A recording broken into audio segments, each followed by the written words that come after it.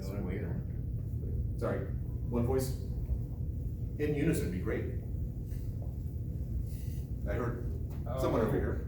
I said there wouldn't be one, but that was just. Oh, it's just A times E. Yeah. Yeah. If the angle between them is 0, cosine of 0 is 1. So it's just the magnitude of this times the magnitude of that. I was thinking sine. Now that's going to be true everywhere on the sphere here. So basically, if I add up all the E dot dA, it's just the electric field times the area of the surface. Because the magnitude of the electric field is the same all over area of the surface. Formula? What is the formula for area of the surface?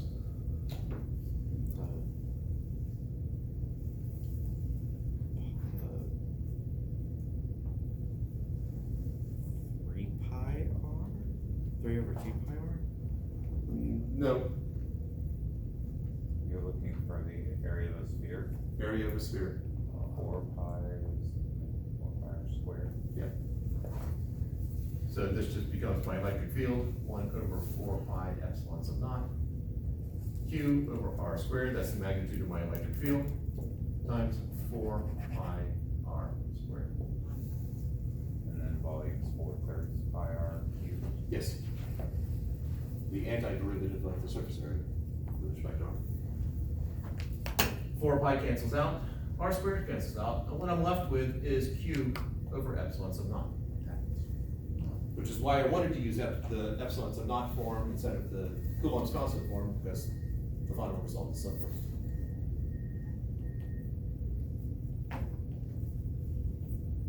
What would it look like if you used the other form? Coulomb's form? Epsilon sub naught, this would become, say epsilon sub naught is 1 over 4 pi k. So this becomes 4 pi Coulomb's constant q. Oh, yeah. All right. So what I've done is I've gone through this one example, I got some nice spherical symmetry. This surface I've created, this virtual surface that's centered at the same spot, and I've come out with this nice little q over epsilon sub naught. There is a video where I go through the formal derivation, but I want to point out that this result here actually can be generalized. That if I do a dot product between E and A for any surface,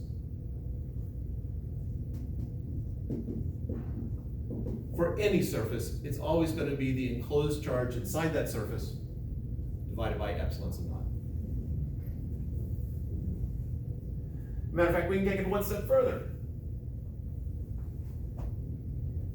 This assumes we have the magnitude of the electric field is pretty much the same everywhere on the surface, and that's not necessarily the case, because the electric field could change depending on where you are on the surface.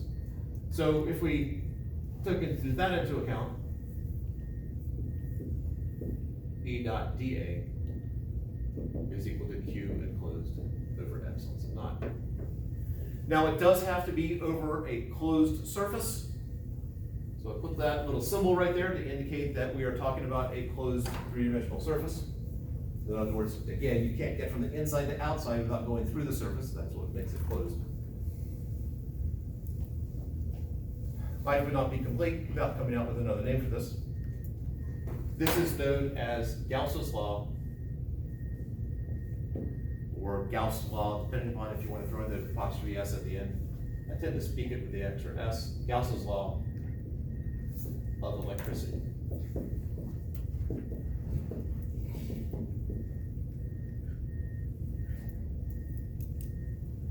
A couple other vocab words, and then also a reminder, what have we done? 45. Okay. This virtual surface here, this imagined sphere, is known as a Gaussian surface.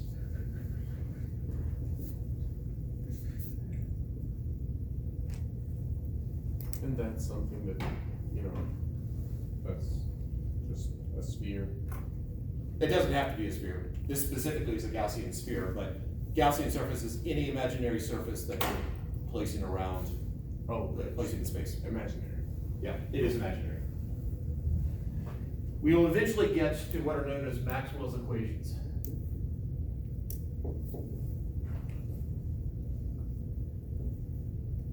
Maxwell's equations, there are 4 equations, of which, and by the way, Maxwell did not call them Maxwell's equations, that came afterwards. Maxwell actually, unlike a lot of physicists, was a little bit more humble than most, especially considering the brilliance. But Maxwell's equations, this is the first one right here. We'll eventually get Gauss's law of magnetism, Ampere's law, and Lentz's law.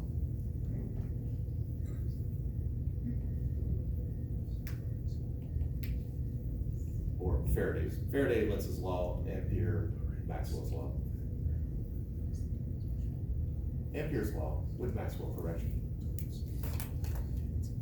Once we have Maxwell's equations, at that point, we will derive the speed of an electromagnetic wave. And once we derive the speed of an electromagnetic wave, Speed of light.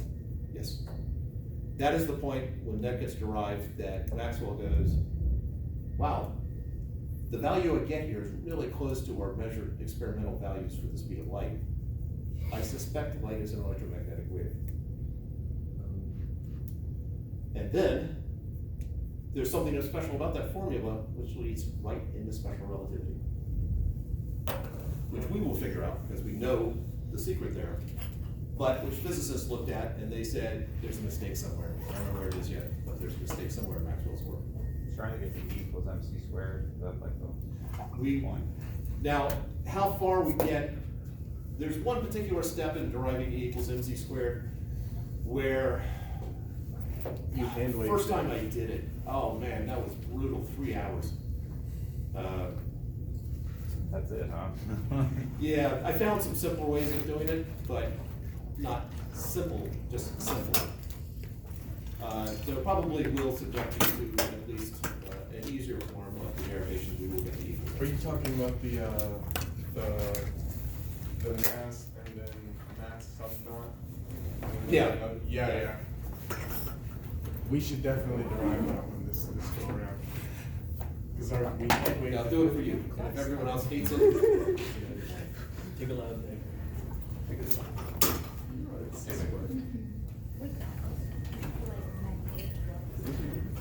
Magnetic, oh, that's the other thing I wanted to say. Yeah, this right here, this expression right here, I forgot to mention, this is known as the electric flux. The symbol for the electric flux is a phi with a little subscript E. Magnetic flux, instead of an E here, you'd have a B for magnetic field, Yeah, sorry. or H, that's a phi for your mood. I was just thinking. Good number. Yes, it is, I know. Got sidetracked by the excitement we had. The left side of the equation is electric flux? Another experiment. No, the- Split experiment? where- You said the left side. Yeah. So you said, yeah, the left side is electric flux. Electromagnetic wave, or as particle.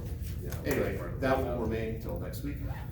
So we could. Isn't there there was trying to remember it properly, but there was this experiment where they had these 2 slits and they shot light through them, and then to essentially prove that, you know, you can treat light either as a magnetic wave or as a particle. Yes. Yes. Double slit What was experiment. that? Yes, double slit experiment. Okay. That was what kind of thing? Double slit. Double slit. That's quantum. Quantum.